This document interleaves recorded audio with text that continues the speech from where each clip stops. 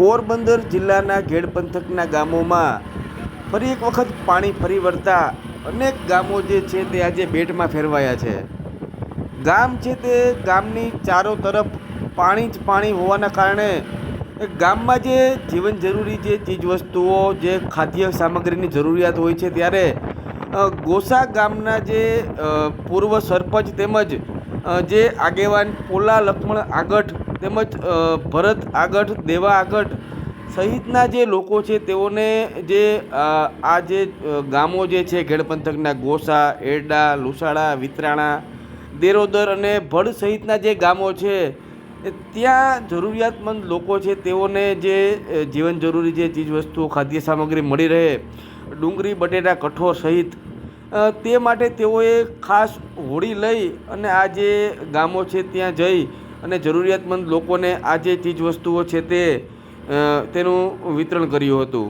મહત્ત્વની વાત એ છે કે હાલમાં જે રીતે ઘેડ પંથકના ગામો છે ત્યાં છેલ્લા ઘણા દિવસોથી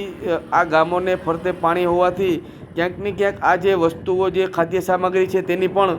તંગી જોવા મળી રહી છે। ત્યારે આ જે વસ્તુ છે તેનું વિતરણ કરવામાં આવ્યું હતું। ખાસ કરીને જે વિતરાળા ગામ છે ત્યાં વિતરાળા ગામે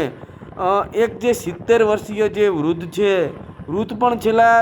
4-5 દિવસથી બીમાર હોય તે અંગેની જાણ જે આ પોલા આગઠ સહિતના જે આગેવાનો છે જેઓ ત્યાં હોડી મારફત ગયા હતા તેઓને જાણ થતાં તેઓ આ વૃદ્ધને પણ હોડીથી પરત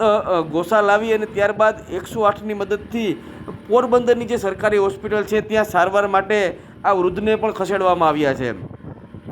આ જે સમગ્ર જે સેવાકીય કાર્ય છે તેમાં જે પોલા લક્ષ્મણ આગઠ, ભરત આગઠ, દેવા આગઠ તેમજ જે ગોસા ગામના જે મચ્છિયારા જે પરિવાર જે છે લાખા જીમર તેમજ પુના જીમર સહિતના લોકો જે છે તે આ કાર્યોમાં સાથે જોડાયા હતા અને આ જે જરૂરી ચીજવસ્તુઓ છે તેને પૂરી પાડી હતી।